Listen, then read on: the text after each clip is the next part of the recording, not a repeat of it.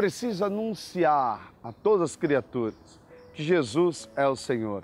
Proclamar o reino de Deus sobre os telhados, os montes, sobre os púlpitos da praça.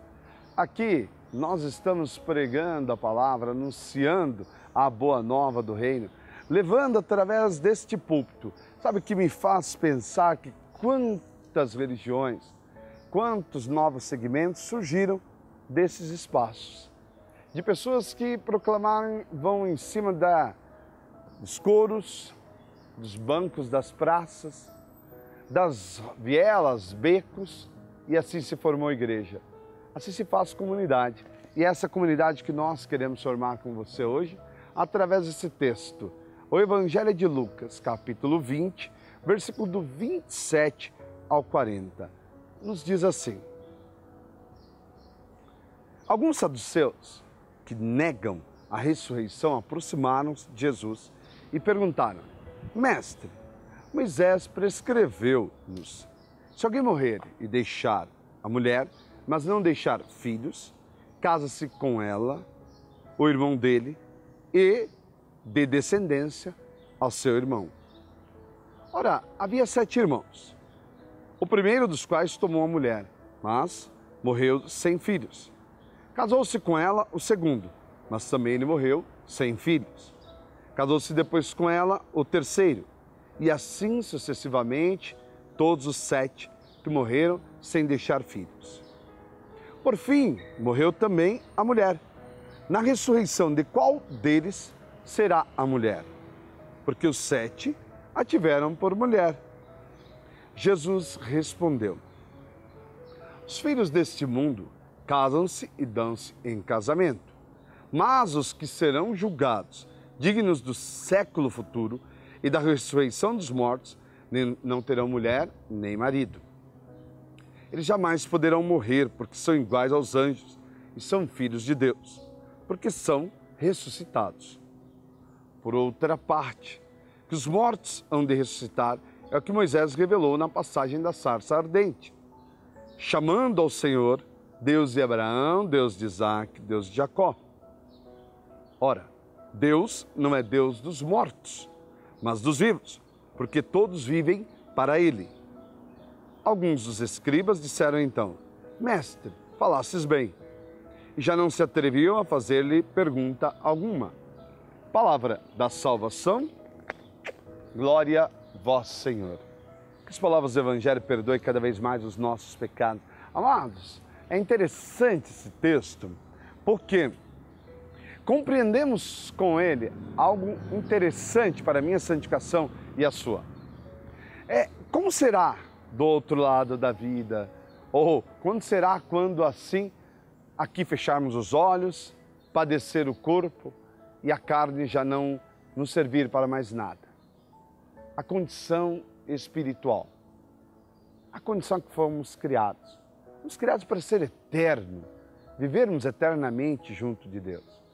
Eu amo essa colocação da palavra, mesmo que no trocadilho de termos aqui meio que estranhos ainda para nós, e vai de tradução para tradução, mas quando ele diz sobre vida, a palavra vida. Talvez a compreensão que nós temos da vida é isso aqui, essa realidade. Mas esquece que aqui nós estamos na morte todos os dias, porque esse corpo está morrendo a cada dia. A vida mesmo é a do Espírito. E sobre isso eu vou continuar falando daqui a pouquinho, no próximo bloco. Não sai daí não.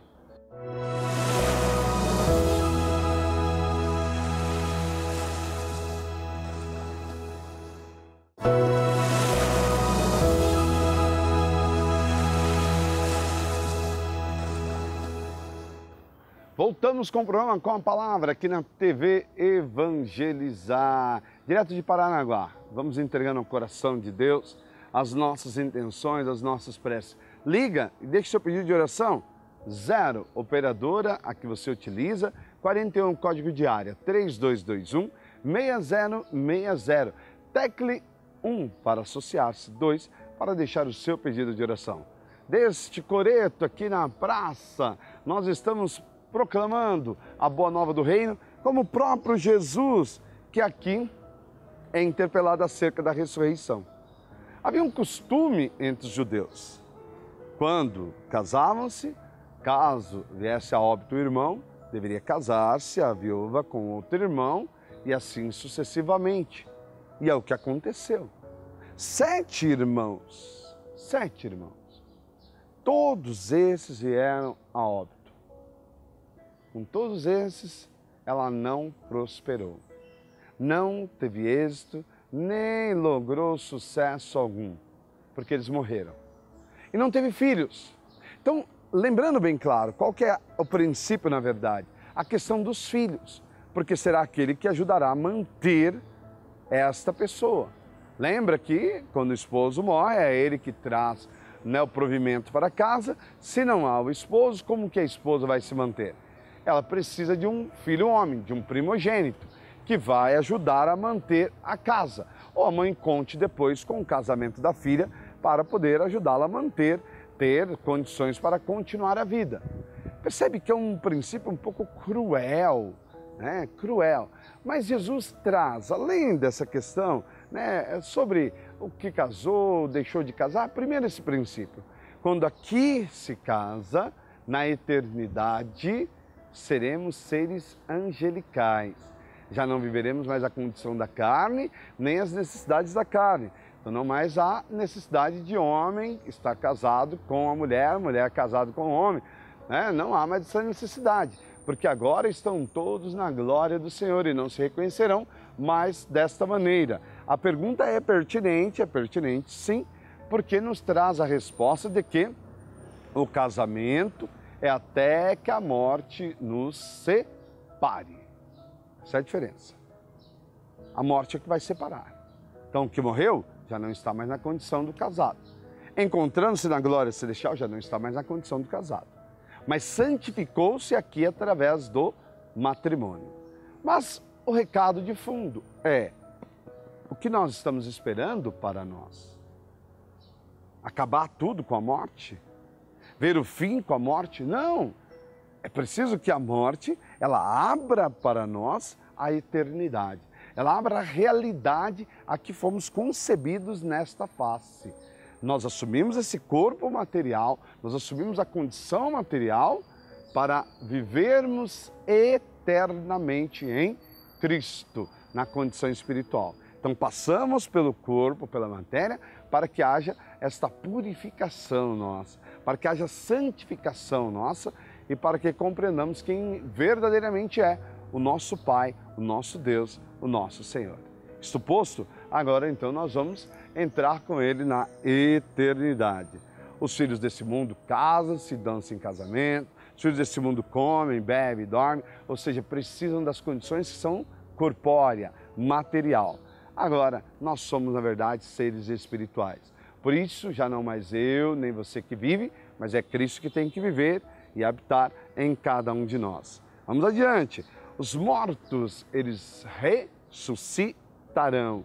É o Deus dos vivos que nós servimos, não Deus dos mortos. E aí, aqui está essa loucura que se tem acerca da imagem, da crença às imagens, as devoções, as piedades e tal, que nada tem a ver com crer em Deus morto, porque o crer está aqui e aqui, está na alma e no espírito, e não está na condição meramente da matéria. A matéria é o reflexo daquilo que eu professo como fé, é a maneira de sistematizar aquilo que eu professo, mas tudo é o seu interior, essa força interior que te leva a transcender ainda aqui nesse plano, ainda aqui nessa terra. Está colocando tudo isso ao coração de Deus, também as nossas intenções.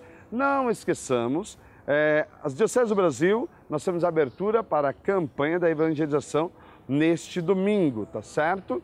Então nos preparamos agora, já é para o tempo do advento.